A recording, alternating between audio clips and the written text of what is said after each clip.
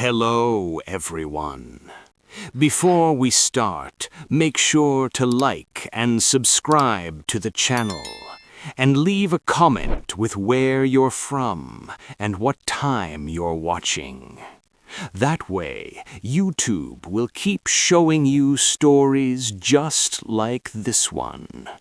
Now, let's begin. Story 1. The ravine that didn't want me there. I used to do a lot of solo winter camping and backcountry wandering, and this is the story of the last time I ever tried to push my limits alone in the cold. It was late January, the kind of week where the forecast looks tame on your phone, but the air outside tells the truth the moment you breathe it in. The ground wasn't fully frozen solid yet, but it was close, hard enough that my boots made that dry, crunchy sound with every step, like I was walking on old glass. I'd driven out to the far edge of the Sawtooth National Forest in Idaho, parked at a small pull-off that wasn't much more than a widened shoulder, and started hiking before noon. My plan was simple. Hike a few miles in, find a quiet place near water, set up camp before dark, and spend the night listening to nothing but the wind moving through the trees. That's always what I told myself I was looking for, the quiet.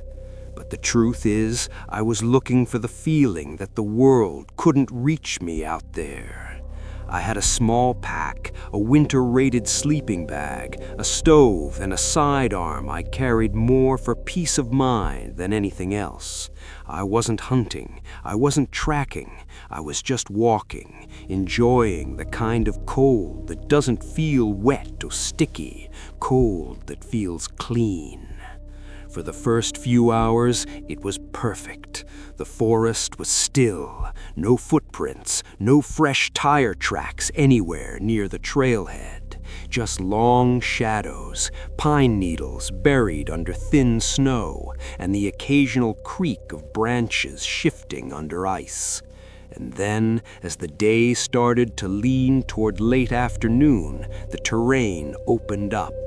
The trees thinned, and I found myself standing at the edge of a narrow valley, more like a deep cut in the land than a scenic overlook, a ravine that ran straight through the ridgeline like someone had taken a knife to the earth.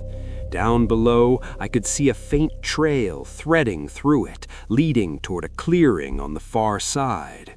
It wasn't part of my plan, but it looked like a shortcut. I remember standing there for a full minute, weighing it. The smarter move would have been to stay on higher ground and circle around, but the light was already changing. The sun was dropping behind the trees earlier than I expected, and I didn't like the idea of setting up camp in the dark. The slope down looked steep but manageable, so I did what I always did back then. I told myself, why not? I started down. At first, it wasn't bad. My boots found purchase in the frost, and I used my gloved hands on the trunks of small trees to steady myself. But the deeper I went, the more the walls rose on either side, and the more the temperature changed. It wasn't just colder, it felt sealed off from the rest of the forest, like the air sat heavier down there. My steps slowed without me meaning to. The snow was thin, but the ground underneath was uneven and slick, and it made me careful in a way that stole time. And as I took longer, the shadows thickened, closing in across the trail. That's when I saw her. At first, I truly thought it was a tree stump, something dark and upright in the middle of the path, far ahead, maybe 50 yards. I stopped, squinted, and felt my stomach tighten, because it wasn't a tree stump. It was a person. A woman stood on the trail like she'd been placed there, perfectly still, holding something long across her chest. At a glance, it looked like a rifle, the kind you'd see carried by someone who knew exactly how to use it. The first thing that hit me wasn't fear, it was confusion, because she didn't look like a hiker. Her clothes didn't match, layers that didn't belong together, a heavy coat that looked too big, pants that hung loose like they didn't fit her, boots that looked worn down and wrong for snow. And her hair, dark, stringy, was uncovered even though the air down there was biting.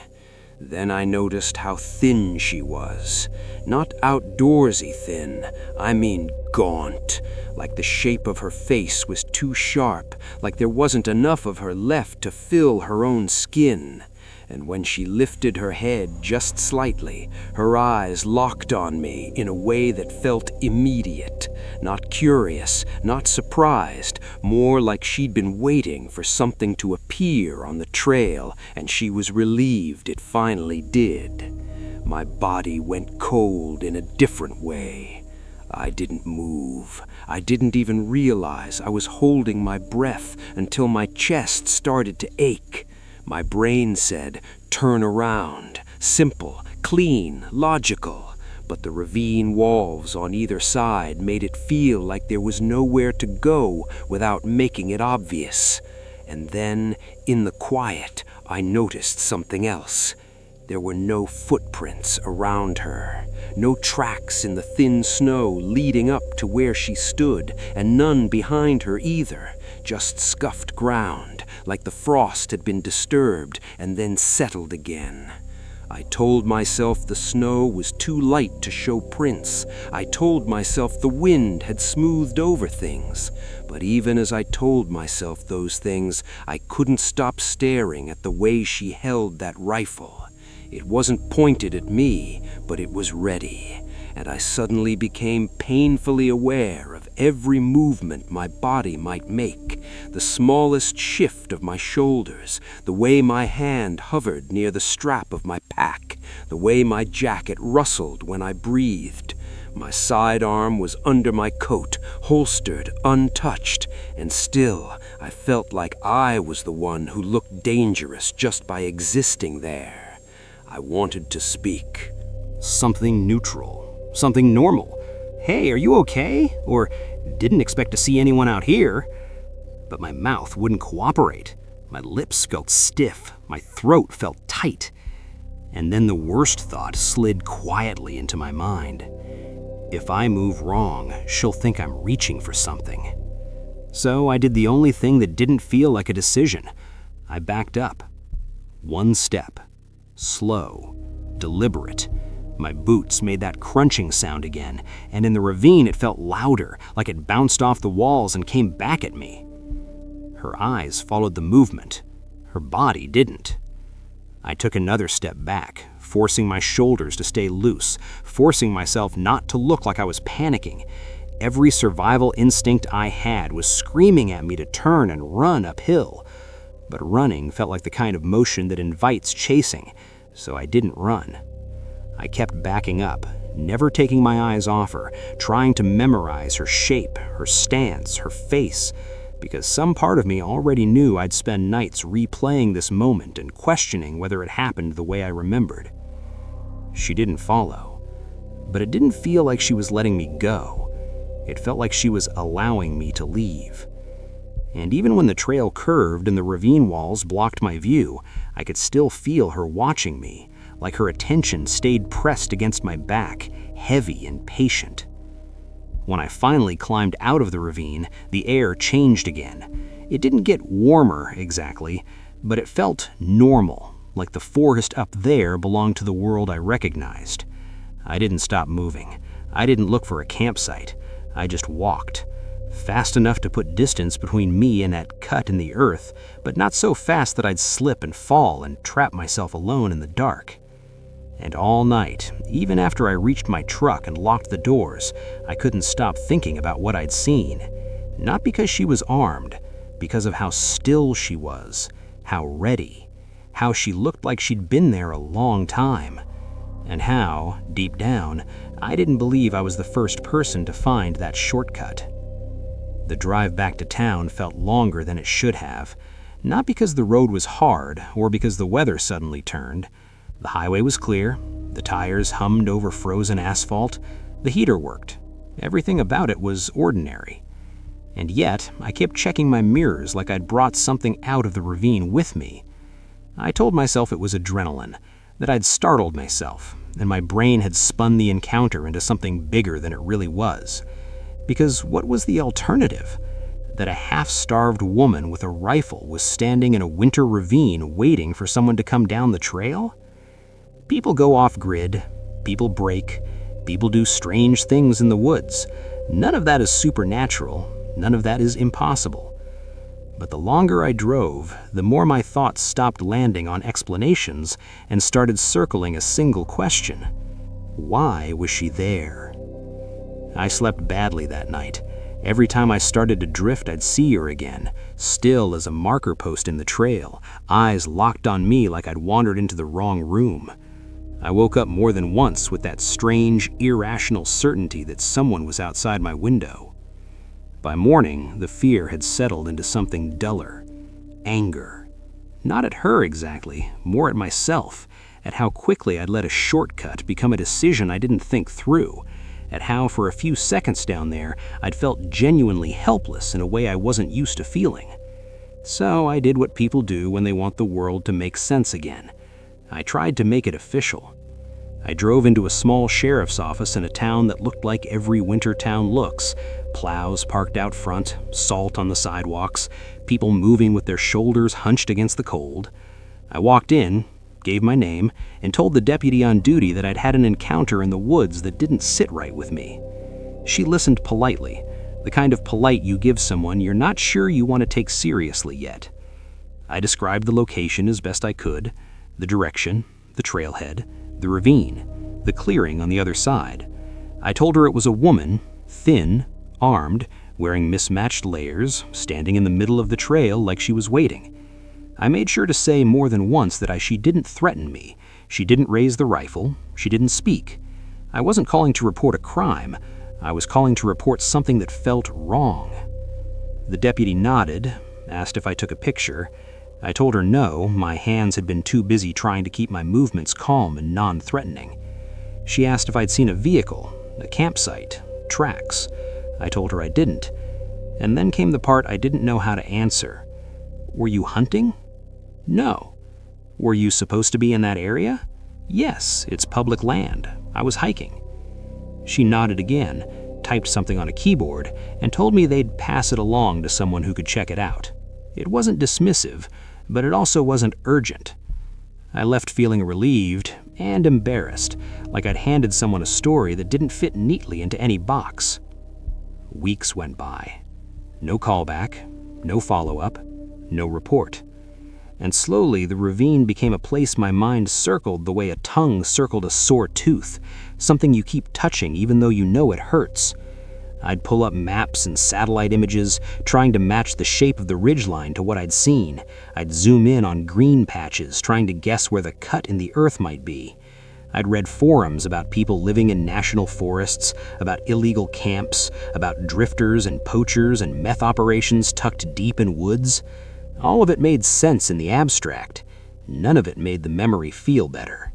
Because the part that stuck wasn't her clothes or her weapon. It was the stillness, the certainty, like she wasn't surprised to see me, like I was the one who didn't belong there. I didn't go back.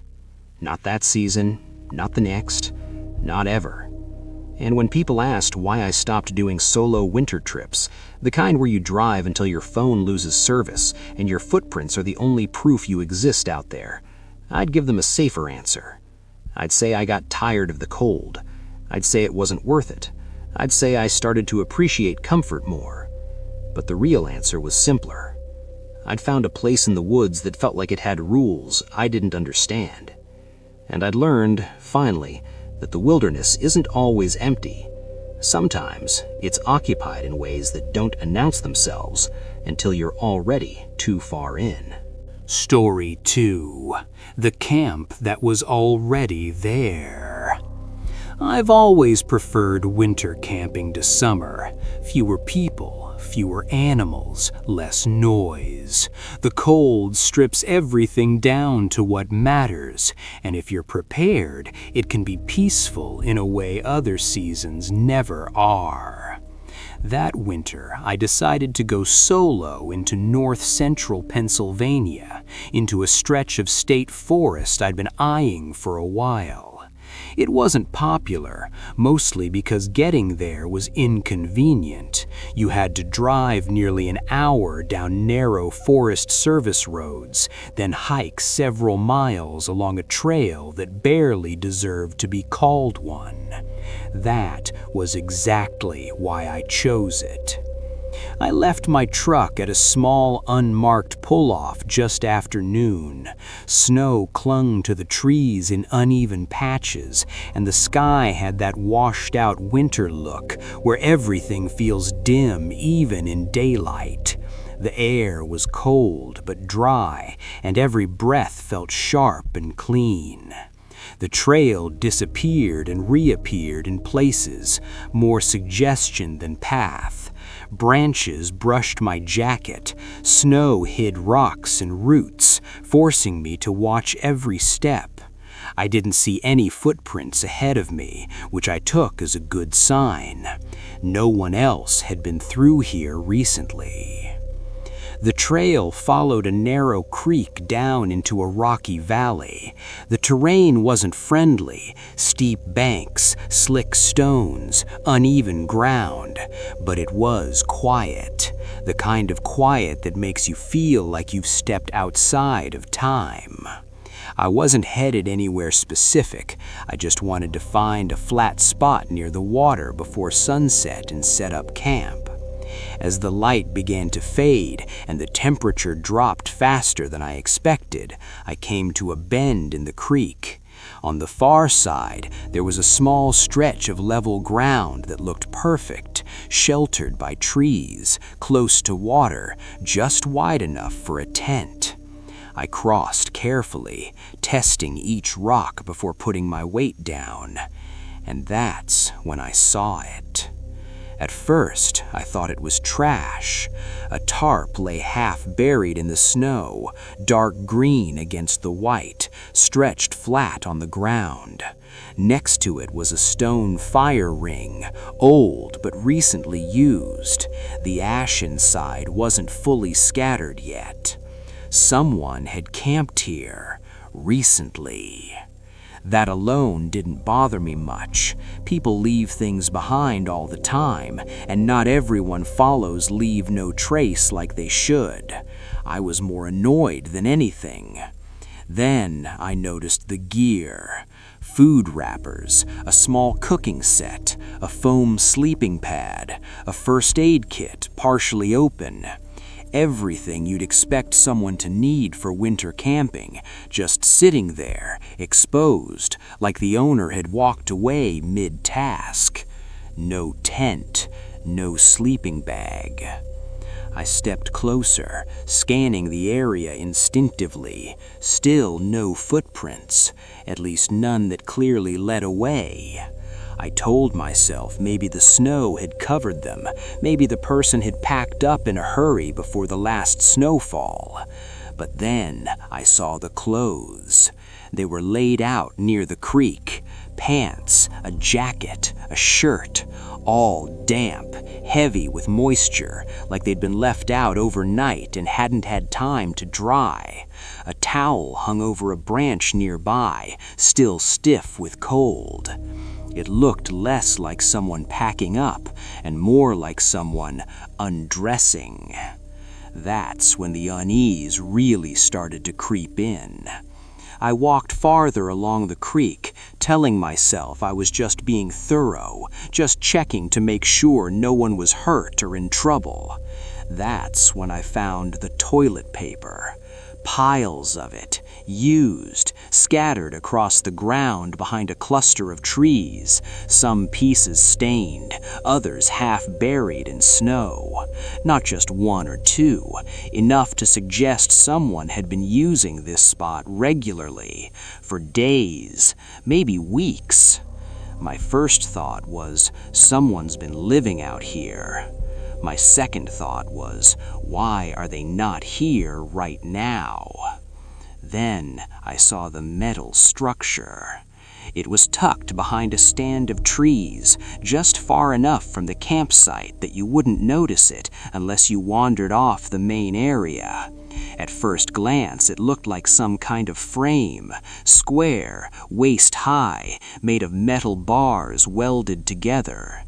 A cage, that was the word that jumped into my head, even though it didn't quite fit. It was about 4 feet on each side, constructed solidly, heavy-looking. The bars were thick, not something you'd bend by hand. And the strangest part was that it didn't appear to have any kind of door or opening, just a sealed metal cube. I stood there longer than I should have, staring at it, trying to imagine why anyone would haul something like that miles into the woods. It didn't look old enough to be abandoned equipment. It didn't look like part of a trap, and it definitely didn't look like something meant to be temporary. A cold feeling settled into my chest that had nothing to do with the temperature. Everything about the place, the abandoned gear, the clothes, the waste, the cage, felt deliberate, like someone had chosen this exact spot for a reason. And then I remembered the time. The sun was almost gone. I had a choice to make. I could turn around and try to hike back out in fading light on a trail I barely knew, with uneven terrain and dropping temperatures. Or I could stay right there, near the camp that shouldn't have been abandoned. I told myself the odds were low that whoever built that cage would come back tonight. There was gear, but no shelter, no tent, no sleeping bag. Whoever had been here clearly wasn't planning to stay much longer, or had already moved on. That logic didn't make me feel better, but it pushed me into a decision. I set up my tent a short distance away, close enough to keep an eye on the area, far enough that I didn't feel like I was standing inside someone else's space. My knife stayed in my hand longer than usual. I found myself pausing often, listening. Every sound felt louder after dark. Branches snapping in the distance, the faint movement of water under ice, the fire crackling, throwing shadows that danced too much for my liking. I barely slept. Each time I closed my eyes, I felt like I wasn't alone, like someone was standing just beyond the firelight, watching, waiting for me to stop paying attention. Nothing ever stepped into view. Nothing spoke. But when the first gray light of dawn filtered through the trees, I packed up faster than I ever had in my life. I didn't eat. I didn't clean. I didn't look back at the cage. I just left. I didn't slow down until I reached my truck. My hands were stiff from the cold and from gripping my pack straps too tightly, but I didn't notice until I'd thrown everything into the bed and shut the tailgate. I stood there for a moment, breathing hard, scanning the tree line like I expected someone to step out and ask why I was leaving so early. No one did. The forest looked exactly like it had when I arrived, quiet, still, indifferent. The drive home felt heavier than the hike in, not in distance, but in thought. My mind kept replaying details I wished I hadn't noticed so clearly. How recently the fire pit had been used, how the clothes hadn't dried yet, how the cage looked too intentional to be some forgotten scrap. When I got home, I did what I told myself I should have done earlier. I called the Forest Service. I explained where I'd been, what I'd found, and emphasized that it wasn't just litter or an abandoned campsite. I mentioned the cage. I mentioned the signs of long-term use. The ranger on the phone listened carefully, asked a few clarifying questions, and then gave me an answer that should have reassured me. "It's probably just someone living off-grid," he said. "We see that sometimes, people trying to get away from society." I asked him about the cage. There was a pause. He said it could have been part of an old operation, maybe moonshining equipment, maybe some kind of crude storage frame. He admitted it didn't really fit, but nothing about it sounded immediately dangerous to him. They took my information. They said they'd look into it, and that was it. Weeks passed, then months. I never heard back. Sometimes late at night, I'd catch myself thinking about that spot, wondering who'd been there, where they'd gone, and whether the cage was still sitting quietly among the trees, waiting for its purpose to return. Part of me wanted answers, but a bigger part of me knew better. The woods aren't always empty. And sometimes when you find something you can't explain, the smartest thing you can do is leave it alone. I've never gone back to that valley, and I never will. Story 3. The snow started falling again sometime after midnight. It wasn't heavy at first, just light flakes drifting past the RV windows, catching in the glow of the exterior lights, the kind of snowfall you barely notice until the world starts to look softer around the edges. My wife was already asleep when I heard the distant rumble. At first, I thought it was thunder, that low, rolling sound that seems to come from everywhere at once. But thunder doesn't echo like that in the mountains, and it doesn't keep going. The sound built slowly, like something massive shifting its weight. Then it stopped. I sat up in bed, listening. The RV creaked slightly as the wind pushed against it, but otherwise everything was quiet. Too quiet. The kind of silence that presses on your ears. I told myself it was just another avalanche. We'd been hearing them for days. 4 straight days of snow without a break had turned the slopes around us into loaded traps. We'd watched slides come down earlier that afternoon, wide swaths of white tearing through trees like they were matchsticks. It was unsettling, sure, but also distant, something happening over there. This time felt closer. I got dressed and stepped outside, the cold biting instantly at my face. Snow was already piling up on the steps. The beam from my flashlight cut through the dark, catching flakes as they rushed past. That's when I heard it. A scream. It wasn't loud in the way you expect screaming to be. It didn't have that sharp panic people imagine. It was long, drawn out, raw, like someone's voice had been stretched to its breaking point. It echoed across the valley, bouncing off the slopes, and then, just as suddenly, it stopped. No fade, no choking, no aftermath, just silence. My wife was beside me now, eyes wide, face pale in the glow of the flashlight. We didn't speak at first. We didn't need to. We both knew what we'd heard, and we both knew what it meant. There are sounds you can explain away. Coyotes, wind through rock faces, even distant machinery.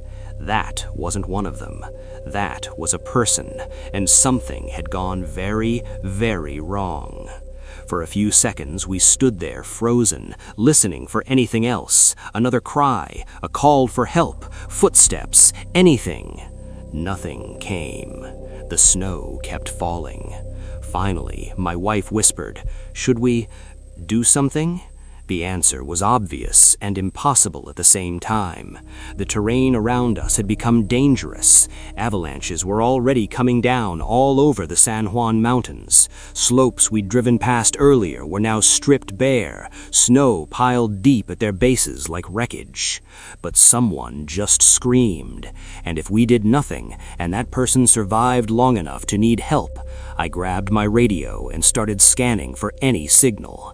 Nothing but static, no service, no nearby campground channels responding. Then, by pure luck, I saw headlights moving slowly along a ridge below us. An ATV. I didn't even think. I waved my flashlight wildly, shouting until my voice cracked. The vehicle stopped, turned, and after a tense minute, made its way toward us. The man driving listened grimly as we explained what we'd heard. He didn't ask many questions, just nodded and keyed his radio. Within minutes, he'd reached someone. Search and rescue, maybe. I never found out. We stayed there, waiting while he relayed coordinates and directions as best he could. The snow kept coming down harder now, swallowing sound and distance. Eventually, he told us there was nothing more we could do. It was too dangerous to go looking ourselves. Help was on the way. That was the hardest part, standing there, knowing someone might be out there, buried or injured or dying, and being powerless to change it. We packed up as quickly as we could and left while the route was still passable. On the drive out, we passed fresh avalanche debris spilling across roads we'd driven earlier that day. Entire sections of mountainside had collapsed, reshaping the land in ways that didn't look real. Later, we learned that another massive slide had hit Glenwood Canyon not long after we left, washing out sections of I-70 and changing the course of the river. If we'd waited much longer, we wouldn't have gotten out at all. I don't know who screamed that night. I don't know if they were found, but I know that sound will stay with me forever. A reminder that the mountains don't care how prepared you think you are. They don't care how careful you've been. And when they decide to move, there's nothing you can do but listen. Story 4. We planned the trip months in advance. Late winter was supposed to be the sweet spot, cold enough to keep the crowds away, but stable enough that the trails would still be passable. No bugs, no heat, just quiet miles and long nights by the fire. There were 3 of us. We weren't beginners. We'd done shorter trips before, spent plenty of nights in the woods, and this was meant to be the next step up. Nothing reckless, nothing extreme, just a longer route through a section of the Pacific Crest Trail in Northern California. We started near Echo Summit, just outside South Lake Tahoe.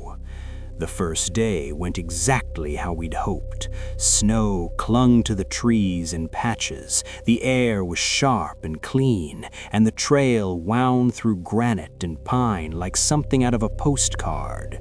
We made good time, laughing more than we talked, that comfortable silence that only happens when you've known people a long time. That night, we camped near another lake, smaller this time, tucked lower in the terrain. We ate, shared a little bourbon we'd saved for the midpoint of the trip, and sat around the fire longer than we should have. The woods were quiet. Too quiet. At one point, I realized I couldn't hear wind or animals or even the usual distant cracking of trees shifting in the cold. Just the fire, just us. I laughed it off, told myself I was tired.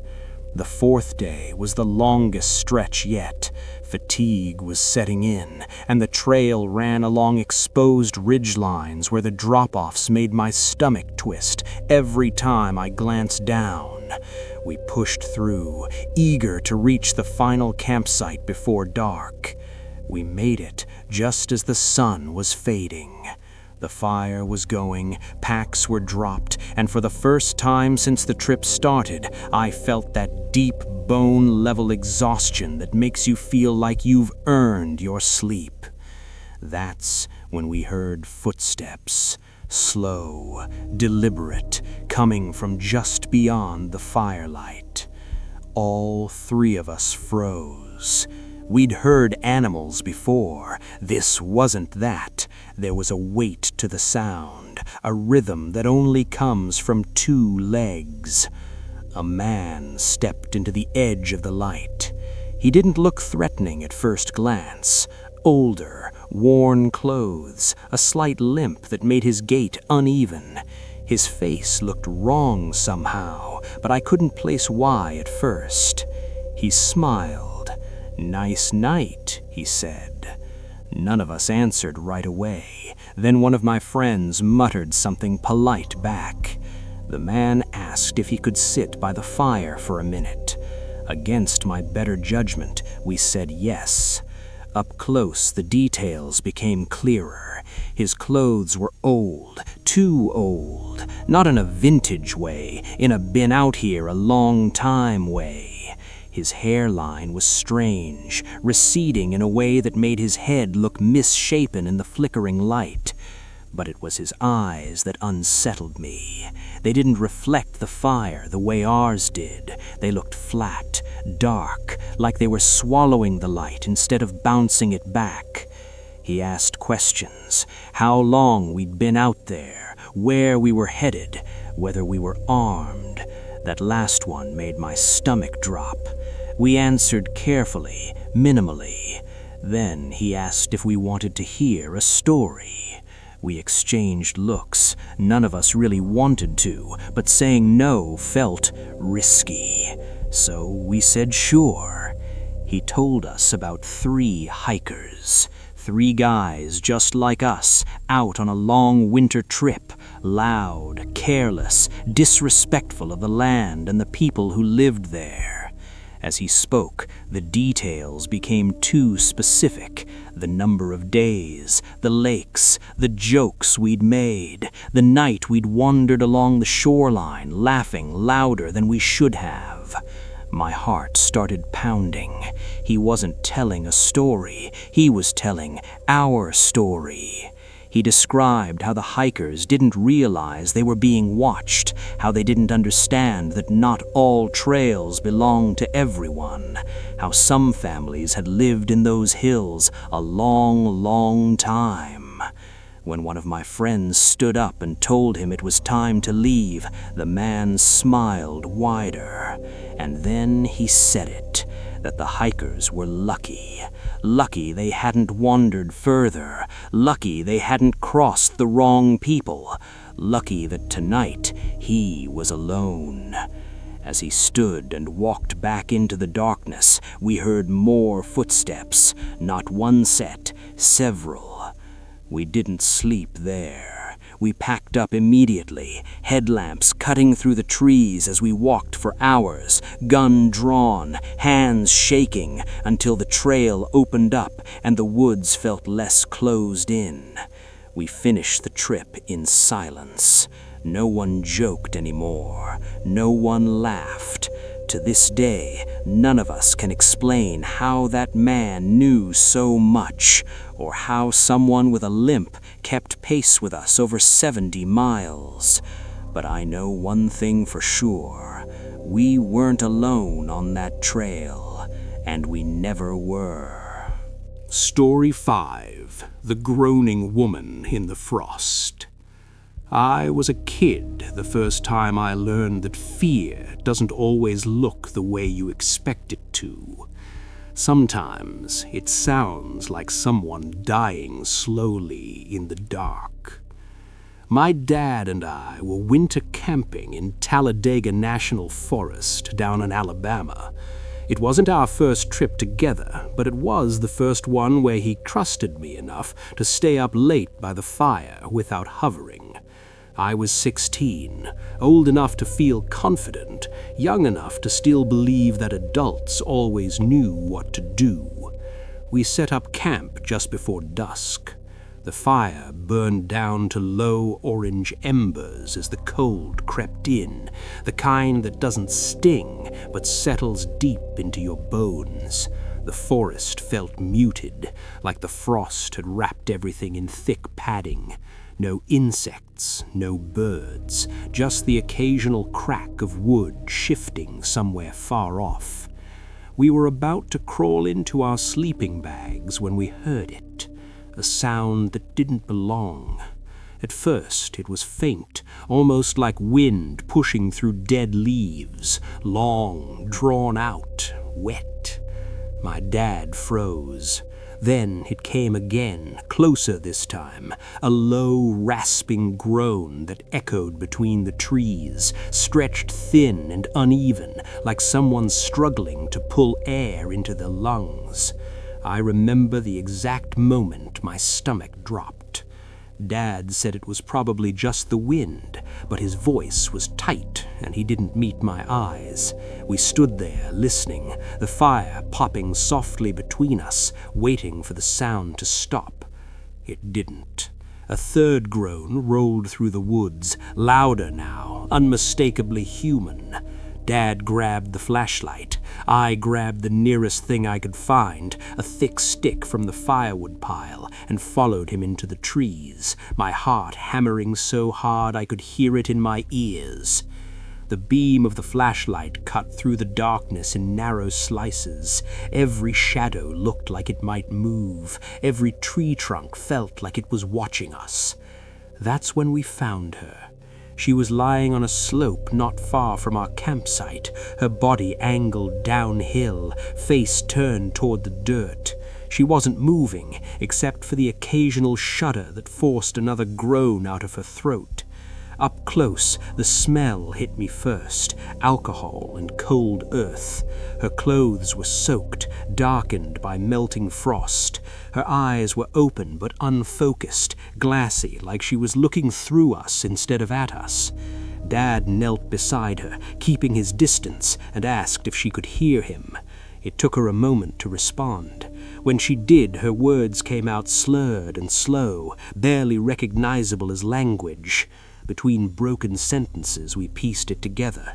She'd been camping nearby with her boyfriend. They'd been drinking. They'd fought. He'd driven off in a rage, leaving her behind with no ride and no way out. She said she saw the glow of our fire through the trees and decided to bring us the rest of their firewood as a peace offering, or maybe just an excuse to not be alone. Somewhere on the hill she'd slipped, hit her head, couldn't get back up. The groaning was the only way she could call for help. My hands were shaking as we helped her sit up. Her body was stiff with cold and alcohol. Dad wrapped her in a spare jacket and checked her hands and feet for frostbite, while I kept the flashlight steady. Every instinct I had was screaming that something about this wasn't right. Not that she was lying, but that the situation itself felt wrong, like we'd stepped into the aftermath of something we weren't meant to see. We helped her back toward her campsite, slow step by slow step, the woods pressing in around us. Her tent was a mess, fire long dead, gear scattered like it had been kicked apart in anger. Dad told her to stay put, to keep wrapped up, to wait until morning. We went back to our camp after that, but I didn't sleep. Every time the fire cracked, I thought it was another groan. Every time the wind shifted, I imagined her calling out again, or someone else answering her. In the morning, her boyfriend never came back. We packed up early and drove into town to report what we'd found. I don't know what happened to her after that. I don't know if she was okay. I don't know if she made it home. What I do know is this: if we hadn't heard her that night, she wouldn't have survived until morning. And every time I camp in winter now, every time the forest goes quiet in that unnatural way, I still listen for that sound, that slow, rasping groan. Because sometimes the scariest thing in the woods isn't something hunting you, it's someone already losing. Story 6. The Questions by the River. We were too young to be camping alone. At the time, we didn't think so. We were 16 and 17, convinced that confidence counted as experience, and that carrying a flashlight somehow made us prepared for anything. We'd set up our tents along a river in central Oregon, in a narrow canyon where the water rushed loud enough to drown out most other sounds. It was late winter, cold nights, clear skies, and that heavy stillness that settles over the woods once the sun drops. Dinner was done, the fire was steady, everything felt normal. Then a man walked into our campsite. He came from upstream, following the edge of the river with a fishing pole slung over his shoulder, boots crunching softly on the frozen ground. He looked like just another outdoorsy guy passing through. He stopped at the edge of the light and asked if he could cut through our site to reach the road. We said yes. That should have been the end of it. But he didn't leave. Instead, he lingered, shifting his weight from one foot to the other, glancing at our tents, our packs, the cooler near the fire. Then he started asking questions. How old are you? Where are your parents? How long are you staying out here? They sounded casual, almost friendly. Still, something about the way he asked made my skin crawl. He watched our faces closely, like he was measuring every answer. Eventually, he nodded, thanked us, and headed up the canyon instead of toward the road. We waited until he was out of sight before we let out the breaths we'd been holding. A couple of hours passed. The fire burned low. The river's noise felt louder somehow, pressing in on us, making it impossible to hear anything beyond a few feet. That's when he came back. This time he wasn't alone. The second man was older, heavier, and carried no fishing gear at all. They stopped just outside the firelight, standing shoulder to shoulder. The questions started again. Where exactly are you from? How long are you staying? Anyone else supposed to meet you? The first man walked slow circles around our camp, while the second stayed still, watching us. He nudged one of our packs with his boot, peered into the shadows near our tents. Neither of us said it out loud, but we both felt it. They weren't lost. They weren't curious. They were assessing. After a few minutes they left, but not the way we expected. They didn't head back toward the road. They went deeper into the canyon, upstream, into thicker trees, into darkness we couldn't see past. That's when the fear really set in. The river was loud, too loud. If someone approached from that direction, we wouldn't hear them until they were right on top of us. We sat there in silence, replaying every question they'd asked, realizing how much information we'd already given away. We didn't wait. We threw our gear together, shoved sleeping bags into packs without folding them, and killed the fire. No food, no cleanup, just movement. We left the campsite in the dark, stumbling along the trail with only our headlamps, hearts pounding with every step. We never saw the men again. Maybe they were harmless, maybe they were just awkward strangers, but I know this: they asked exactly the questions someone would ask if they wanted to know how vulnerable we were, and I'm glad we didn't stick around long enough to find out why. Story 7. The Hammock Moved. I learned the hard way that winter camping doesn't forgive small mistakes. This happened when I was a teenager on a cold-weather camping trip in Pisgah National Forest in western North Carolina. It wasn't a solo trip. There were 6 of us total, all part of a local outdoor program spread out in hammocks between thick hardwood trees. It was my first time sleeping in a hammock overnight. I didn't have a tarp yet, just a heavy sleeping bag and the confidence that comes with not knowing what can go wrong. Someone else made the mistake.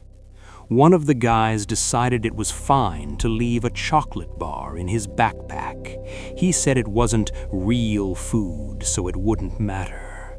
Our packs were piled together beneath the hammocks, tucked under us to keep them dry. That night, the forest was quiet in that uneasy winter way. No bugs, no frogs, just wind now and then, brushing through bare branches. I was half asleep when I felt something move beneath me.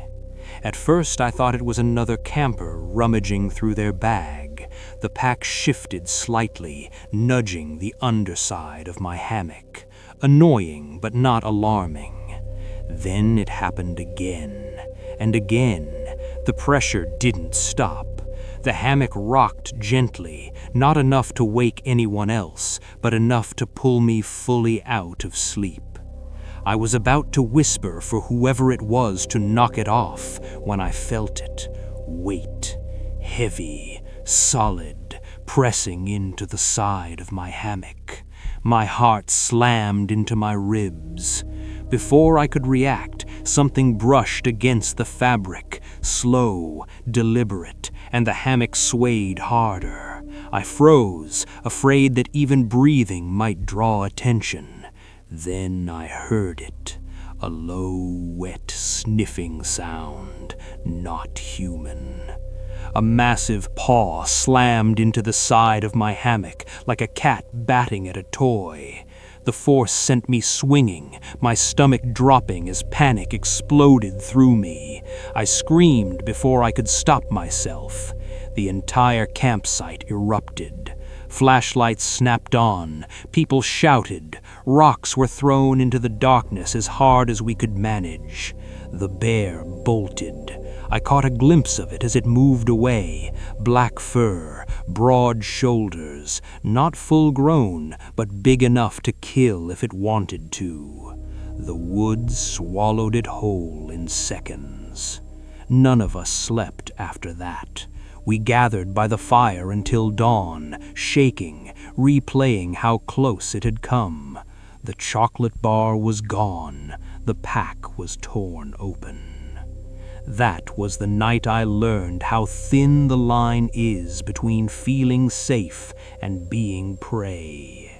I never camped without a tarp again, and I never forgot how it felt when something decided my hammock was worth investigating.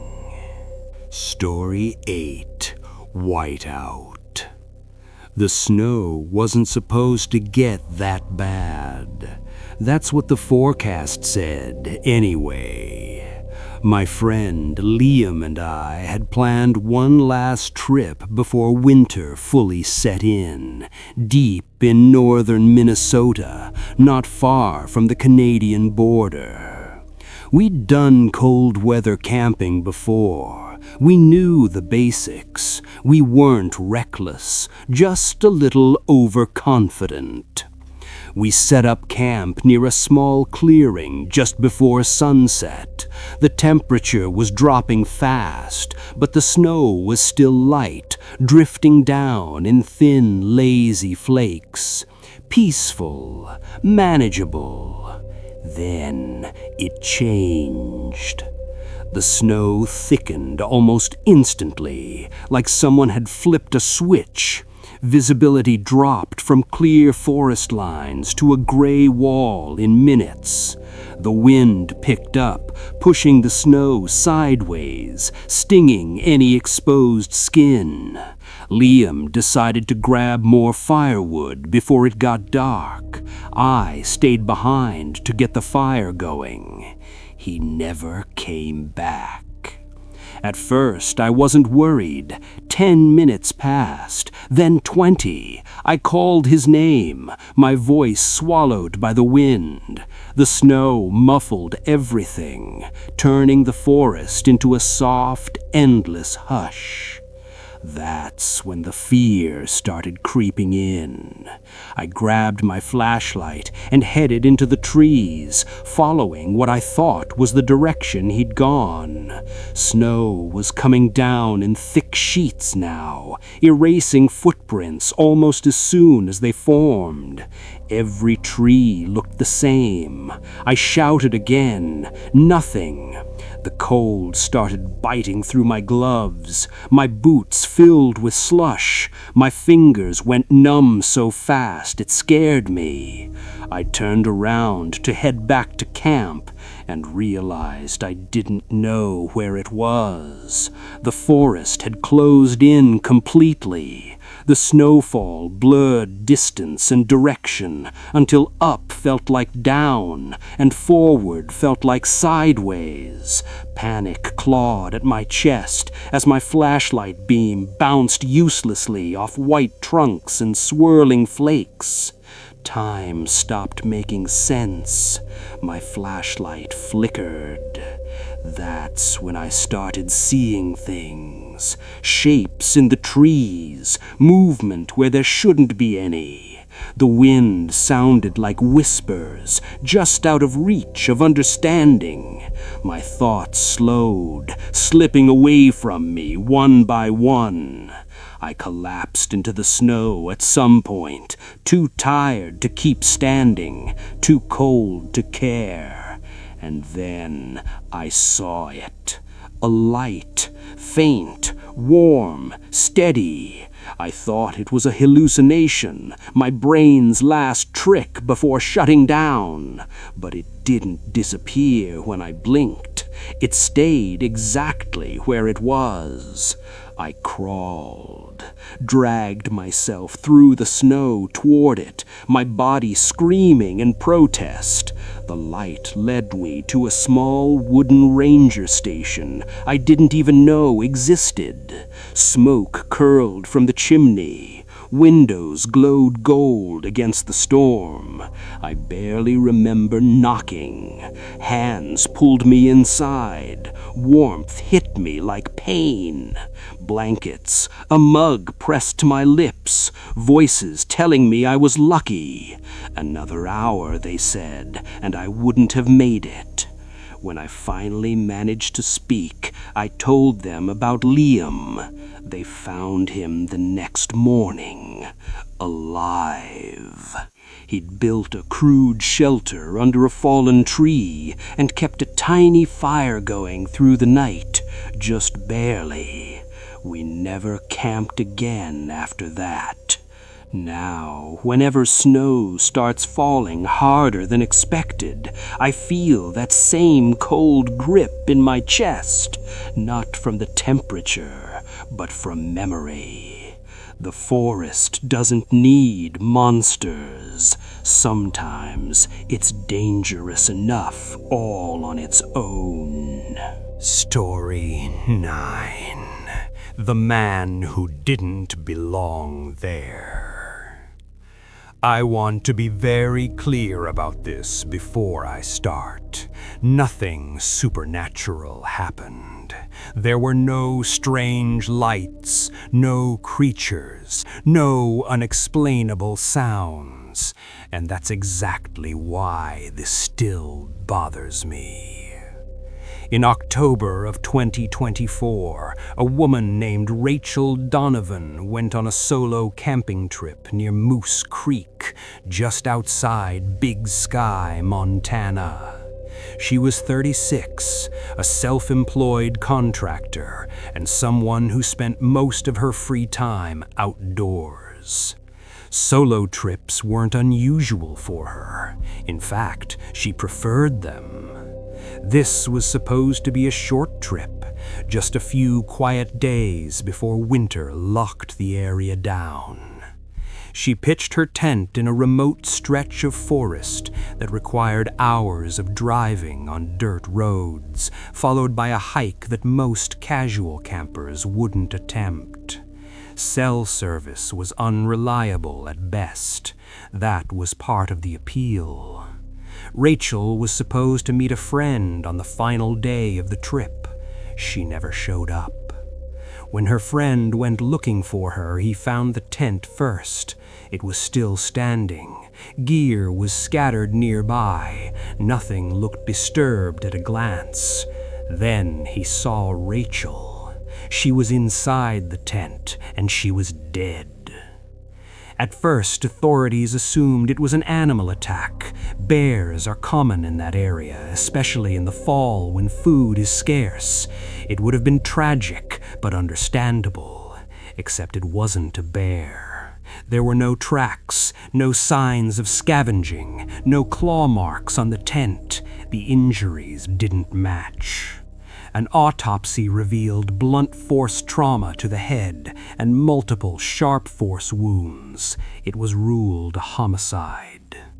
The investigation moved quickly, but quietly. The location made evidence scarce. Whoever had done it knew the area well enough to move without being seen, to leave without a trace. For weeks, nothing made sense. Then, a suspect was identified, a man named Ethan Cole, 42 years old, already in custody on unrelated charges. When detectives questioned him, he didn't deny being there. He said he'd wandered into Rachel's campsite by chance. She'd welcomed him, offered him a beer. That was the last kind thing she ever did. Ethan admitted to attacking her with whatever he could find: wood, tools, an axe he'd been carrying. Afterward, he took items from the campsite and disappeared back into the forest. No motive, no argument, just violence. What unsettled investigators most wasn't how he killed her. It was how easily he blended into the wilderness. No one saw him arrive. No one saw him leave. He wasn't camping nearby. He wasn't hiking a trail. He was just there, waiting. Rachel's death sent shockwaves through the local community. A memorial was held weeks later, where friends talked about her generosity, her love of the outdoors, the way she trusted the world a little more than she should have. And that's the part that stays with me. We're taught to fear animals, weather, accidents. But sometimes the most dangerous thing in the wilderness is the person who looks like they belong there and doesn't.